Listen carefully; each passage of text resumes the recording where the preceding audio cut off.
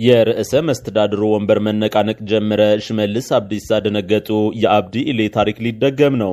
ርዕሰ መስተዳድሩ ጉድ ፎልቶባቸዋል። በከባድ ፖለቲካዊ ትዕቢት ተወጥረዋል። ማንም ምንም አያመጣም የሚል አቋም እያራመዱ ነው። ሰውየው የተሰጣቸውን እድል አባክነዋል። በስልጣን ስንብታቸው ዋዜማ ላይ እንደሚገኙም እየተነገረ ነው። በዚህም የአብዲ ኢሌ ታሪክ ሊደገም ነው እየተባለ ነው። ዳግማዊ አብዲ ኢሌ የሚል ቅጽል ስም እስኪወጣላቸው ድረስ መስሚያቸውን ድፍን አድርገው ከፌዴራሉ ባለስልጣናት ጋር የተጋጩት ሰው የሲዳማው ክልል ርዕሰ መስተዳድር ደስታ ሌዳሞ ናቸው። በይፋ ስልጣን እንዲለቁ የተጠየቁት ደስታ ሌዳሞ ግን እዩ ጩፋን ወደ ሐዋሳ በማምጣት መንግስታዊ አቀባበል በማድረግ በህዝቡ ዘንድ የሚነሳባቸውን ጥያቄ ለማረሳሳትና ለማዳፈን ሞክረዋል። ባጭሩ ደስታ ሌዳሞ ከአብይና ከሽመልስ ውጭ ማንንም አልስማም የሚል አቋም እያራመዱ ነው። ከባድ ህዝባዊ ተቃውሞ ተቀሰቀሰ። ህዝቡ ግልብጥ ብሎ አደባባይ ወጣ። የቤተ መንግስቱ ሰው ያሳለፉት ውሳኔ ከባድ መዘዝ አምጥቷል። ህዝቡ ግልብጥ ብሎ ተቃውሞውን ማሰማት ጀምረዋል። ዛሬ በበርካታ አካባቢዎች የተቃውሞ ሰልፎች ሲካሄዱ ታይተዋል። ህዝቡ አሁን በቃ ሲል ድምጹን አሰምቷል። በዝርዝር እንመለከተዋለን። ባለስልጣኑ ከግድያ መለጡ። ባለስልጣኑ በድንገት ከተቃጣባቸው የግድያ ሙከራ በተአምር ተርፈዋል። ባለስልጣኑን እስከ ወዲያኛው ለማሰናበት ዝግጅት በማድረግ ላይ የነበሩና ተልእኮ ተቀብለው ሲንቀሳቀሱ የነበሩ ግለሰቦች በደህንነት ሰዎች ተደርሶባቸው የጥፋት ድግሳቸው መክነዋል። ይህንንም እንመለከተዋለን። ጃልመሮ ከባድ ምት አረፈበት። መከላከያ ቀኝ እጁን አሳጣው። መከላከያ ሰራዊት ሰበር ዜና ሲል ባወጣው ዘገባ በጃልመሮ ጉዳይ አንድ ለየት ያለ መረጃ አጋርቷል። መከላከያ የጃልመሮን ወይንም የኩምሳ ደሪባን ቀኝ እጅ እስከ መጨረሻው አሰናብቻለሁ ሲል ተናግሯል። ሌላኛው በዝርዝር የምንመለከተው ጉዳይ ነው። እነዚህን ያስተዋወቅናችሁን ጨምሮ ሌሎች ዝርዝር አዳዲስ መረጃዎችን እያስደመጥናችሁ እንቆያለን። አብራችሁን እንድትሆኑ በአክብሮት እየጋበዝን በየጊዜው የሚወጡ ትኩስ ዘገባዎች እንዳያመልጧችሁ ይህንን ቻናል ሰብስክራይብ በማድረግና የደወል ምልክቱን በመጫን ቤተሰብ ትሆኑ ዘንድ ለማስታወስ እንወዳለን። አሁን በቀጥታ ወደ መረጃዎቹ አለፍን። የርዕሰ መስተዳድሩ ወንበር መነቃነቅ ጀመረ። ሽመልስ አብዲሳ ደነገጡ። የአብዲ ኢሌ ታሪክ ሊደገም ነው። ርዕሰ መስተዳድሩ ጉድ ፈልቶባቸዋል። በከባድ ፖለቲካዊ ትዕቢት ተወጥረዋል። ማንም ምንም አያመጣም የሚል አቋም እያራመዱ ነው። ሰውየው የተሰጣቸውን እድል አባክነዋል። በስልጣን ስንብታቸው ዋዜማ ላይ እንደሚገኙም እየተነገረ ነው። በዚህም የአብዲ ኢሌ ታሪክ ሊደገም ነው እየተባለ ነው። ዳግማዊ አብዲ ኢሌ የሚል ቅጽል ስም እስኪወጣላቸው ድረስ መስሚያቸውን ድፍን አድርገው ከፌዴራል ባለስልጣናት ጋር የተጋጩት ሰው የሲዳማ ክልሉ ርዕሰ መስተዳድር ደስታ ሌዳሞ ናቸው። ሰውየው ሲዳማን ክልል በማድረግ ሂደት ወሳኝ የተባለ ትግል ያደረጉ ሰው መሆናቸው ይጠቀስላቸዋል። በዚህ የተነሳም የክልሉ ህዝብ ተስፋ አድርጎባቸው ነበር። ሲዳማ ክልል ሆኖ ከተዋቀረበት ጊዜ ወዲህ የታየው ግን ተስፋ ከተደረገውም የተለየ ነው። ክልሉ በስርዓት ወጣቶች በዝርፊያና ስር በሰደደ የሀብት ምዝበራም ከባድ ችግር ላይ ነው። ቅርብ ጊዜ ድምፃዊ ዮሐንስ በቀለ ወይም ቶኪቻው ይህን ጉድ በማጋለጥ ደስታ ሌዳሞ ፊት ለፊት ተጋፍጧቸዋል።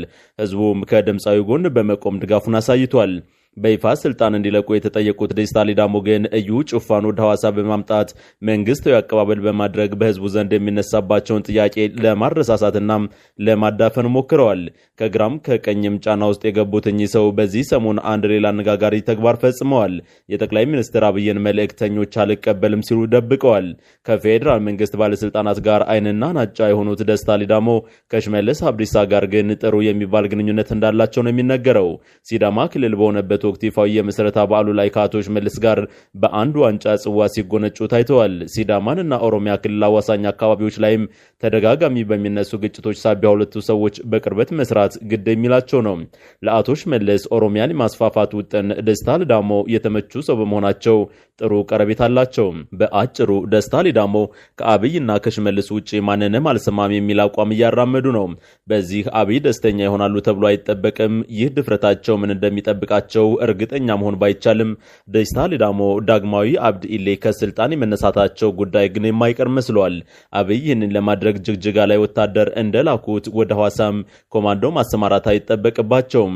ጠቅላይ ሚኒስትሩ በቀጥታ የአንድ ክልል ርዕሰ መስተዳድርን ከስልጣን ማንሳት ባይችሉም በፓርቲያቸው ብልጽግና በኩል የክልሉ ምክር ቤት ሰውየውን እንዲያሰናብታቸው ማድረግ ይችላሉ። እንደ አብዲ ኢሌ ካመጹ ደግሞ በቀጥታ ጣልቃ በመግባት ሰውየውን አስረው በሌላ ሰው መተካትም ይችላሉ። ነገሩ እዚያ ድረስ የሚወሳሰብ ይሆናል ተብሎም አይጠበቅም። ግን ደግሞ አቶ ደስታ ሌዳሞ በዚህ ሳምንት ያሳዩት እንቢተኝነት ዋጋ ሊያስከፍላቸው የሚችል ነው። የሲዳማው ክልል ፕሬዝዳንት ለያዥ ለገናዝ አስቸግረዋል። ሲዳማ ክልል ሆኖ ከተዋቀረ ጀምሮም በፕሬዝዳንትነት እየመሩ የሚገኙት አቶ ደስታ ሌዳሞ አሁን ላይ መታዘዝ እንዳቆሙ ምንጮች ተናግረዋል። የክልል አመራሮች ሊያነጋግሯቸው ሲፈልጉ አለቃ ደወለ በሚል ስልክ ይዘው እያወሩ በዚያው ስብሰባን ወይም ንግግርን ሲሸሹ ቆይተዋል እየተባለ የተገመገሙት የክልሉ ፕሬዝዳንት አሁን ደግሞ ከፌዴራል መንግስቱ ተወክለው ወደ ሐዋሳ የሄዱ ባለስልጣናት አላናግርም ማለታቸው ተሰምቷል። ወደ ሐዋሳ የሄዱ ባለስልጣናትን አላናግርም ማለታቸው ተሰምቷል። የኢንዱስትሪ ልማት ሚኒስትር አቶ መላኩ አለበልና የብልጽግና ፓርቲ ዋና ጽህፈት ቤት አደረጃጀት ዘርፍ ኃላፊ አቶ ፍቃዱ ተሰማ ለስራ ጉዳይ ወደ ሐዋሳ ከተማ ከ3 ቀን በፊት ይሄዱ ሲሆን ሚኒስትሮቹ የሐዋሳ ዓለም አቀፍ አውሮፕላን ማረፊያ ሲደርሱ የክልሉ ፕሬዝዳንት ኤርፖርት ሄጄ አልቀበልም በማለታቸው የሲዳማ ክልል የብልጽግና ፓርቲ ቅርንጫፍ ጽህፈት ቤት ኃላፊ አቶ አብርሃም ማርሻሎ ከሌሎች የክልሉና የሐዋሳ ከተማ አስተዳደር ከፍተኛ የሥራ ኃላፊዎች ጋር በመሆን አቀባበል እንዳደረጉላቸው ነው የተነገረው። ሚኒስትሩ የብልጽግና ከፍተኛ አመራሩ በፌዴራል መንግስቱና በፓርቲው ተወክለው ወደ ሲዳማ ክልል የተላኩት የህዝቡን ጥያቄ ለማዳመጥ በሚል ቢሆንም አቶ ደስታ ሌዳሞ ግን በሚቆጣጠሯቸው ሚዲያዎች ባለስልጣናቱ የመጡት ልማት ለመጎብኘት ብቻ ነው በሚል እንዳስነገሩ ታውቋል። እነዚህ ባለስልጣናት በሲዳማ ክልል እየተስተዋለ ነው የተባለውን የመልካም አስተዳደር ችግር በተለይም አቶ ደስታ ሌዳሞ ትንሹ አብድ ኢሌ ሆነዋል በሚል በህዝብ እየቀረበ ያለውን አስተያየት ሌሎችም ጥያቄዎች ለማዳመጥ እንደሄዱም ታውቆ ነበር። ሁለቱ ባለስልጣናት ስለ ክልሉ ወቅታዊ ሁኔታ ከህዝቡ እየተነሱ ስላሉ ጥያቄዎች አቶ ደስታ ሌዳሞን ለማነጋገር በተያዘው ስብሰባ ላይ አለቃ ደወለ ብለው ጥሏቸው እንደሄዱ ምንጮች ገልጸዋል። ፕሬዚዳንቱ አብዛኛው ሊነጋግሯቸው የሚፈልጉትን እንዲህ አለቃ ደወለ በሚል ጥለው እንደሚሄዱና እንደማያነጋግሩ ነው የታወቀው። አለቃ የሚሉት ደግሞ ጠቅላይ ሚኒስትር አብይ አህመድ ነው። በዚህ መሰረት ከፌዴራል ተወክለው የመጡትን ባለስልጣናት አላናግርም ያሉት አቶ ደስታ በተመሳሳይ ቀን ግን የክልሉን የጸጥታ ኃላፊዎች ሰብስበው እንደነበር ሰምተናል። ከባድ ህዝባዊ ተቃውሞ ተቀሰቀሰ። ህዝቡ ግልብጥ ብሎ አደባባይ ወጣ። የቤተ መንግስቱ ሰው ያሳለፉት ውሳኔ ከባድ መዘዝ አምጥቷል። ህዝቡ ግልብጥ ብሎ ተቃውሞውን ማሰማት ጀምሯል። ዛሬ በበርካታ አካባቢዎች የተቃውሞ ሰልፎች ሲካሄዱ ታይተዋል። ህዝቡ አሁን በቃ ሲል ድምጹን አሰምቷል። የፕሬዝዳንት ዶናልድ ትራምፕ ውሳኔዎች ከፍ ያለ ጣጣን እያስከተሉ ነው። የፕሬዝዳንቱን ውሳኔ ሲከታተሉ የነበሩት አሜሪካውያን አሁንስ በቃ ሲሉ መላ አሜሪካውያን በሰልፍ አጥለቅልቀዋል። ሃንድ ኦፍ የተሰኘ ስያሜ የተሰጠው ይሄው ህዝባዊ ተቃውሞ በ1300 አካባቢዎች የተካሄደ መሆኑን መረጃዎች አመላክተዋል። ሰልፎቹ በዋሽንግተን ዲሲ፣ ቺካጎ፣ ዌስት ቨርጂኒያ፣ ዩታ፣ በሚኒሶታ፣ ሴንት ፖል፣ ቦስተን፣ ኢንዲያና፣ አሪዞና እና ሌሎች በርካታ አካባቢዎች ተካሂደዋል። ህገወጥ የተባሉ ስደተኞች ከአሜሪካ ተጠራርገው መውጣት አለባቸው። የአሜሪካን አላስፈላጊ ወጪዎች ለመቀነስ የውጭ እርዳታዎች መቆም ይኖርባቸዋል። በፌዴራል መንግስት ውስጥ የተንዛዙ መዋቅሮች እየታጠፉ ሰራተኞች መቀነስ አለባቸው። ከውጭ ወደ አሜሪካ የሚገቡ ምርቶች ታሪፍ ሊጫንባቸው ይገባል በማለት የቀጠሉት የትራምፕ እርምጃዎች በመጨረሻም ይሄንኑ በቃ ለቀቅ አድርጉን የተሰኘውን ሀገር አቀፍ ተቃውሞ ቀስቅሷል። አሁን የተቃውሞውን የበለጠ እንዲቀጣጠል ያደረገው ደግሞ ትራምፕ በሀገራት ገቢ ምርቶች ላይ የጣሉትን ታሪፍ ተከትሎ በመላ የአሜሪካ ሱፐርማርኬቶች ውስጥ የሸቀጦች ዋጋ በከፍተኛ ደረጃ እየጨመረ በመሄዱ ነው።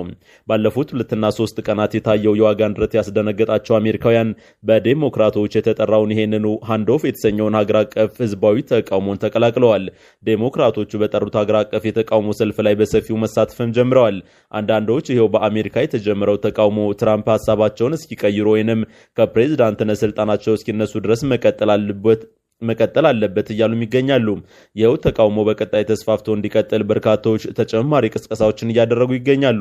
ተቃውሞው ከአሜሪካ ውጭ በጀርመን ጭምር ተካሂደዋል። በሌላ መረጃ ጥብቅ የአሜሪካ ወዳጅ የሆነችው እስራኤል በሌሎች ሀገራት ላይ ታሪፍ ሲጣል በእሷም ላይ የ17 በመቶ ታሪፍ የተጣለ መሆኑን ተከትሎ እየተማጸነች እያለች ትገኛለች።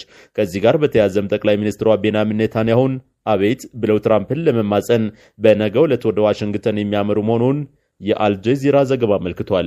ባለስልጣኑ ከግድያ መለጡ። ባለስልጣኑ በድንገት ከተቃጣባቸው የግድያ ሙከራ በተአምር ተርፈዋል።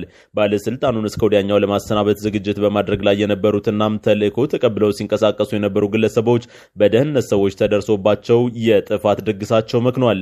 የቡርኪና ፋሶ ተወዳጅ መሪ ዳግማዊ ቶማስ ሳንካራ ኢብራሂማ ትራውሬ ከግድያ ሙከራ ማምለጣቸው ታውቋል። የአሁኑን ጨምሮ ከ18 የማያንሱ የግድያ ሙከራዎችን ያመለጡት ትራውሬ በምዕራባውያኑ መንግስታት በተለይም በፈረንሳይ ሰዎች በኩል በኩል ጥርስ ተነክሶባቸዋል። በሰውየው ላይ በየጊዜው ተከታታይ የግድያ ሙከራ በመደረግ ላይ ሲሆን ከዚህ የግድያ እንቅስቃሴ ጀርባ የነጮቹ እጅ እንዳለበት ነው የሚታመነው። ትራውሬ ስልጣን በያዙ በ2 ዓመት ጊዜ እንኳን ከ18 በላይ የግድያ ሙከራ ተደርጎባቸዋል። በባለፈው ሐሙስ ማታ ብቻ ትራውሬ ላይ ግድያ ለመፈጸም ሲዘጋጁ የተገኙ 113 በላይ ዜጎች በቁጥጥር ስር ውለዋል። ከኋላ ሴራውን ሸራቢዎች ምዕራባውያን ቢሆኑም ድርጊቱን ፈጻሚዎቹ የገዛ የሀገሬው ዜጎች ናቸው። ፈረንሳይ የመሆን እድሏም ከፍ ያለ ነው። በአንድ ወቅት ትራውሬ ከፈረንሳዩ ፕሬዚዳንት ኢማኑኤል ማክሮን ጋር ያደረገው ንግግር ኃያላኑን ያስደነገጠ ነበር። ነገሩ እንዲህ ነው። ኢማኑኤል ፕሬዚዳንት ትራውሬ የሁለቱን ሀገራት ወዳጅነት ለማጠናከር በሀገርህ ወታደር የማሰፍርበት ቦታ ስጠኝ በማለት ይጠይቃሉ። የትራውሬ ምላሽ አሜሪካ፣ ብሪታንያ፣ ብራዚል ወዳጆች ናቸው። ታዲያ ለምን ወዳጅነትን ለማጠናከር በእነዚህ ሀገሮች ላይ የጦር ሰፈር አልኖረህም የሚል ነበር። የነ ትራውሬ መምጣት ፈረንሳይ ከምዕራብ አፍሪካ ተነቅላ እንድትወጣ ምክንያት ሆኗል። ፈረንሳይ ለዓመታት በማሊ፣ ቡርኪና ፋሶ፣ ሌሎችም ሀገራት በተከለችው ግር የተፈጥሮ ሀብት እየበዘበዘች ባሰማራችው ጦር ለእርሷ የሀብት ምዝበራ የሚመች አሻንጉሊት መንግስት እያኖረች ዘልቃለች። እነዚህ የፈረንሳይ ገባር የሆኑ ምዕራባውያን አፍሪካ ሀገራት ባይኖሩ ኖሮ ፈረንሳይ ዛሬ ላይ የደረሰችበት ደረጃ አትገኝም ነበር የሚሉ በርካቶች ናቸው። እናም ይህ የቀደመ ጥቅሟ የቀረባት ፈረንሳይ ትራውሬን ለማስወገድ በብርቱ እየሰራች እንደሆነ ነው የሚታመነው። የቡርኪና ፋሶ ፕሬዚዳንት ኢብራሂም ትራውሬ ደግሞ ይህንን አሳምረው ያውቃሉ። ልክ ቶማስ ሳንካራ በገዛ ወዳጁ ብሌስ ኮምፓውሬ እጅ እንደተገደለ ሁሉም ትራውሬን በቅርባቸው ያሉ ሰዎችም የገዛ ጠላታቸው ሊሆኑ እንደሚችሉ ይረዳሉ። አመጣጣቸውም ከሀገሪቱ መከላከያ ኃይል በመሆኑ ራሳቸውን በከፍተኛ ጥበቃ ስራ አድርገዋል። ህዝቡ ደግሞ አብዝቶ ይወዳቸዋል። ለፈረንጆቹ የሚያጎበድር ጠንካራ መሪ ያገኘን ሲል ይተማመንባቸዋል። ለፈረንጅ የማያጎበድር ጠንካራ መሪ ያገኘን ሲል ይተማመንባቸዋል። አስተያየት ሰጪዎችም አዲሱ የአፍሪካ ሳንካራ እያሉ አውድሰዋቸዋል። የቀድሞ የቡርኪና ፋሶ ቅኝ ገዢዋን ፈረንሳይ ከሀገራቸው ያስወጡት የ36 ዓመቱ መሪ በ2026 በተደረገ መፈንቅለ መንግስት ስልጣን መያዛቸው ይታወሳል። ወደ ስልጣን ከመጡባቸው ከባለፉት 2 ዓመታት ጀምሮ ሀገሪቱን ወደ ተሻለ ደረጃ ለመለወጥ እየጣሩ የሚገኙ እንደ ፈረንሳይ ባሉ የአፍሪካ ጥሪት ከሚበዘብዙ ምዕራባውያን ውጭ በሀገራቸው ህዝብና በአካባቢው ሀገራት ተደማጭ እና ተወዳጅ እየሆኑ የመጡ ባለ ራዕይ ወጣት መሪ መሆናቸው ይነገርላቸዋል። ካፒቴን ኢብራሂም ትራውሬ ወደ ስልጣን ከመጡ በኋላ የሀገራቸውን ህዝብ ህይወት ሊያሻሽሉ የሚችሉ የተለያዩ እርምጃዎችን እየወሰዱ ይገኛሉ። ጃልመሮ ከባድ ምታረፈበት መከላከያ ቀኝ እጁን አሳጣው። መከላከያ ሰራዊት ሰበር ዜና ሲል ቢያወጣው ዘገባ መከላከያ ሰራዊት ሰበር ዜና ሲል ባወጣው ዘገባ በጃልመሮ ጉዳይ አንድ ለየት ያለ መረጃ አጋርቷል። መከላከያ የጃልመሮን ወይንም የኩምሳ ድሪባን ቀኝ እጅ እስከ መጨረሻው አሰናብቻለሁ ሲል ተናግሯል። የጃልመሮ ቀኝ እጅ እንደሆነ የሚነገረው ይህ ሾዴ በመባል የሚታወቀው የኦነግ ሸኔ የወለጋ አመራር በጃልመሮ በተሰጠው ሹመት አጠቃላይ የወለጋ ዞኖች አዛዥ ተደርጎ ሲሰራ የነበረ መሆኑንም ይኸው የምሽቱ መረጃ አመላክቷል። እንደ መረጃው ከሆነ ሾዴ የጃልመሮ ወሳኝ ቁልፍ ሰው ስለነበር ከወራት በፊት መንግስትና የኦሮሞ ነጻነት ሰራዊት ታንዛኒያ ላይ ባደረጉት ድርድር ከእርሱ ጋር አብሮ ወደ ታንዛኒያ በማምራት ከመንግስት ጋር የተደራደረም ሰው ነበር። መረጃው ሾዴ የወለጋ አጠቃላይ አስተዳዳሪነቱ ሹመት የተሰጠው ከታንዛኒያው ድርድር መልስ መሆኑንም አክሎ አመላክቷል። እንዴትና መቼ ተገደለ የሚለውም ጉዳይ በዚሁ ዘገባ ውስጥ ተካቷል። ይኸው የመከላከያ መረጃ ሾዴ የተገደለው ምስራቅ ወለጋ ዞን ሃሮ ሊሙ ወረዳ ገንጃ አካባቢ ከኮርማ ወንዝ ወደ ሱጊ በሚወስደው መንገድ ላይ በሞተር ሳይክል ተደብቆ ሲጓዝ የጸጥታ ኃይሎች ባገኙት መረጃ መጋቢት 26 ቀን 2017 ዓ.ም አመሻሽ ላይ እርምጃ ተወስዶበታል ይላል። ሾዴ በወቅቱ ጉዞ ላይ የነበረው ከአጃቢዎቹ ጋር የነበረ መሆኑን አመልክቶም በዚህም በርካታ አጃቢዎችም ጭምር የተገደሉ መሆኑ ታውቋል። መንግስትና የኦሮሞ ነጻነት ሰራዊት ተደራዳሪዎች ከዚህ ቀደም ለ2 ጊዜያት ያክል በታንዛኒያ ድርድር ቢያደርጉም በሁለቱም የተገኘ ውጤት የለም። የጦር ኃይሎች ጠቅላይ ኤታማዦር ሹም ፊልድ ማርሻል ብርሃኑ ጁላ ለሁለተኛ ጊዜ የተደረገው የኦሮሞ ነጻነት ሰራዊትና የፌዴራል መንግስት ድርድር ያለ ስምምነት ከተጠናቀቀ በኋላ ባለፈው ዓመት ታህሳስ ወር ላይ በነበራቸው አንድ ቃለ ምልልስ ሶስተኛው ዙር ድርድር ሊኖር የሚችል መሆኑን ጠቆም ያደረጉበት ሁኔታ ነበር። ፊልድ ማርሻሉ ሶስተኛው ዙር ድርድር ቡድኑን ወደ ሰላም ለማምጣት ወይም እስከ መጨረሻው ላለመነጋገር የሚወስንበት የመጨረሻ ንግግር ሊሆን ይችላል ሲሉም ነበር የተናገሩት። እስካሁን ባለው ሁኔታ ሶስተኛ ዙር ድርድር የተካሄደበት ሁኔታ የለም። ውጊያውም ግን አሁንም እንደቀጠለ ነው። አሜሪካ ለደቡብ ሱዳናውያን የሰጠችውን ቪዛ በሙሉ ሰረዘች። የአሜሪካ ውጭ ጉዳይ ሚኒስትር ማርኮ ሩቢዮ ደቡብ ሱዳን ከአሜሪካ የተባረሩ ዜጎቿን ለመቀበል ዳተኛ በመሆኗ ምክንያት የደቡብ ሱዳን ፓስፖርት ለያዙ የተሰጠ ማንኛውም ቪዛ መሰረዙን አስታወቁ። ሩቢዮ ቅዳሜ ዕለት በሰጡት መግለጫ ሀገራቸው ማንኛውንም የደቡብ ሱዳን ዜጋ ወደ አሜሪካ በየትኛው መንገድ እንዳይገባ እንደምታደርግ እንደምታግድ ተናግረዋል። የደቡብ ሱዳኑ የሽግግር መንግስት ወደ አገራቸው የሚመለሱ ዜጎቹን በወቅቱ ባለመቀበሉ ለችግሩ ተጠያቂ መሆኑን ገልጸዋል። ፕሬዚዳንት ዶናልድ ትራምፕ በሚከተሉት አዲሱ የኢሚግሬሽን ፖሊሲ የተነሳ ህገወጥ ስደተኞችን በጅምላ ከአገር እያስወጡ ነው። የደቡብ ሱዳን የሽግግር መንግስት አሜሪካን መጠቀሚያ ማድረግ የሚያቆምበት ጊዜው አሁን ነው ሲሉም ሩቢዮ አስጠንቅቀዋል። አሜሪካም ሆነች ሌሎች ከአገራቸው የሚያስወጧቸው ሰዎች አገራቱ ወዲያውኑ መቀበል ይኖርባቸዋል ሲሉም ተናግረዋል። ይህ የአሜሪካ ውሳኔ የተሰማው ደቡብ ሱዳን እንደገና ወደ እርስ በርስ ጦርነት ልትገባ ትችላለች የሚል ስጋት እየጨመረ በመጣበት ወቅት ነው። አሜሪካ በቀጠናው ዳግም ጦርነት ይቀሰቀሳል በሚል ስጋት የካቲት 29 2017 ዓ.ም በደቡብ ሱዳን የድንገተኛ አደጋ ሰራተኞች ያልሆኑ ዜጎቿ በሙሉ ለቀው እንዲወጡ አዛ ነበር። ደቡብ ሱዳናውያን ቀደም ሲል በአሜሪካ ጊዜያዊ ከለላ ተሰጥቷቸው ለተወሰነ ጊዜ በአገሪቱ መቆየት ይችላሉ። አሜሪካ ለደቡብ ሱዳናውያን የሰጠችው ጊዜያዊ ከለላ ሚያዝያ 25 2017 ዓ.ም ያበቃ ነበር። ደቡብ ሱዳን ከሱዳን ተገንጥላ ነጻነቷን ያወጀችው እንደ አውሮፓውያን አቆጣጠር በ2011 ነው። ነገር ግን ልክ ከሁለት ዓመት በኋላ በፕሬዝዳንት ሳልቫኪርና በምክትላቸው ሪክ ማቻር መካከል በተፈጠረ አለመግባባት ወደ እርስ በርስ ጦርነት አምርታ ከ400 ሺህ በላይ ሰዎች ሕይወታቸውን አጥተዋል። በ2018 በሁለቱም መካከል የተደረሰው የስልጣን ክፍፍል ስምምነት ጦርነቱን እንዲቆም አድርገዋል። ነገር ግን የስምምነቱ ዋና ክፍሎች የሆኑት አዲስ ህገ መንግስት ማጽደቅ፣ ምርጫና የታጠቁ ቡድኖችን ወደ አንድ ጦር ሰራዊት መቀላቀል የሚሉት አልተተገበሩም። በአገሪቱ የተለያዩ ክፍሎች በጎሳና በአካባቢ ተወላጆች መካከል አልፎ አልፎ የሚካሄደው ግጭትም እንደቀጠለ ነው። የትራምፕ አስተዳደር ስልጣን ከያዘ ጊዜ ጀምሮ ከአሜሪካ የሚባረሩ ዜጎቻቸው ምክንያት ከመንግስታት ጋር ፍጥጫ ውስጥ ገብቷል። በጥር ወር የኮሎምቢያው ፕሬዚዳንት ጉስታቮ ፔትሮ ከአሜሪካ የተባረሩ ዜጎቻቸውን የጫኑ ሁለት የአሜሪካ ወታደራዊ አውሮፕላኖች አገራቸውን እንዳያርፉ ከልክለዋል። ፔትሮ ትራምፕ በኮሎምቢያ ላይ ከበድ ያሉ ታሪፎችንና ማዕቀቦችን ለመጣል ቃል ከገቡ በኋላ ውሳኔያቸውን አጥፈዋል። እስራኤል በጋዛ በሕክምና ባለሙያዎቹ ላይ በተፈጸመ ግድያ ስህተት መስራቷን አመነች። የእስራኤል ጦር ወታደሮቹ በደቡባዊ ጋዛ መጋቢት 14 2017 ዓ.ም በ15 የአደጋ ጊዜ ሰራተኞች ግድያ ላይ ስህተት መስራታቸውን አመነ። የፍልስጤሙ ቀይ ጨረቃ ማህበር አምቡላንሶች፣ የተባበሩት መንግስታት ድርጅትና የእሳት አደጋ መኪና በራፋ አቅራቢያ በእስራኤል ጦር የተኩስ ሩምታ ተከፍቶባቸው 15 የአደጋ ጊዜ ሰራተኞች መገደላቸው ይታወሳል። እስራኤል መጀመሪያ ላይ ወታደሮቿ ተኩስ የከፈቱት መኪኖቹ የፊት መብራትና የአምቡላንስ መብራቶችን ሳያበሩ በጨለማ ውስጥ አጠራጣሪ በሆነ መልኩ እየቀረቡ በመምጣታቸው ነው ብላ ነበር። የአሽከርካሪዎቹ እንቅስቃሴ ቀደም ሲል ከሰራዊቱ ጋር የተቀናጀ ወይም ስምምነት የተደረገበት አልነበረም። ከተገደሉት የአደጋ ጊዜ ሰራተኞች መካከል በአንዱ ሞባይል የተቀረጸው ተንቀሳቃሽ ምስል ተሽከርካሪዎቹ የቆሰሉ ሰዎችን ለመርዳት ሲሄዱ ማብራታቸውን ያሳያሉ። የእስራኤል መከላከያ ሰራዊት ከሕክምና ባለሙያዎች መካከል ቢያንስ 6ቱ ምንም እንኳን ማስረጃ ባያቀርብም ከሐማስ ጋር ግንኙነት አላቸው ሲል ተከራክሯል። የእስራኤል ወታደሮች የተኩስ ሩምታ ሲከፍቱ የሕክምና ባለሙያዎቹ ያልታጠቁ መሆናቸውን ማምኗል። በመጀመሪያ በኒውዮርክ ታይምስ የተጋራው ተንቀሳቃሽ ምስል ተሽከርካሪዎቹ ተኩስ ሲከፈትባቸው መቆማቸውን ያሳያል። ቀረጻው ከ5 ደቂቃ በላይ የቀጠለ ሲሆን ሬፋት ሬዲዋን የተባለ የአደጋ ጊዜ ሰራተኛ የእስራኤል ወታደሮች ወደ ተሽከርካሪዎቹ ሲቃረቡ ድምፅ ከመስማቱ በፊት የመጨረሻውን ጸሎት ሲያደርግ ይሰማል።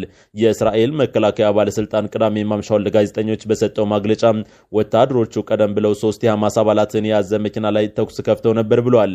አምቡላንሶቹ የደረሳቸውን ጥሪ ተከትሎ ወደ አካባቢው ሲቃረቡ ከአየር ላይ ቅኝትና ቁጥጥር የሚያደርጉ አካላት በምድር ላይ ለሚገኙት ወታደሮች መኪኖች አጠራጣሪ በሆነ ሁኔታ እየቀረቡ መሆኑን አሳውቀዋል። አምቡላንሶቹ ከሐማስ መኪና አጠገብ ሲቆሙ ምንም እንኳን የአደጋ ጊዜ ሰራተኞቹ መሳሪያ ስለመያዛቸው መረጃ ባይኖርም ወታደሮቹ አደጋ ላይ እንደሆኑ ገምተው ተኩስ ከፍተዋል። እስራኤል ቀደም ሲል መኪኖቹ መብራት ሳያበሩ ተቃርበዋል ስትል የሰጠችው መግለጫም ትክክል እንዳልሆነ በመግለጽ መረጃው በስፍራው ከነበሩ ወታደሮች መገኘቱን ገልጻለች። ተንቀሳቃሽ ምስሉ እንደሚያሳየው ተሽከርካሪዎቹ በግልጽ ምልክት የተደረገባቸው ሲሆን የሕክምና ባለሙያዎቹም አንጸባራቂ የደንብ ልብስ ለብሰዋል። የእስራኤል ባለስልጣን ወታደሮች የ15 ዓመቷን ሟች አስክሬን ከአውሬ ለመጠበቅ በሚል አሸዋ ውስጥ ቀብረዋል ብሏል። ባለስልጣኑ አክለውም በማግስቱ ተሽከርካሪዎቹ ተነስተው ሟቾች የተቀበሩት መንገዱን ለማስለቀቅ ነው ሲልም ተናግሯል።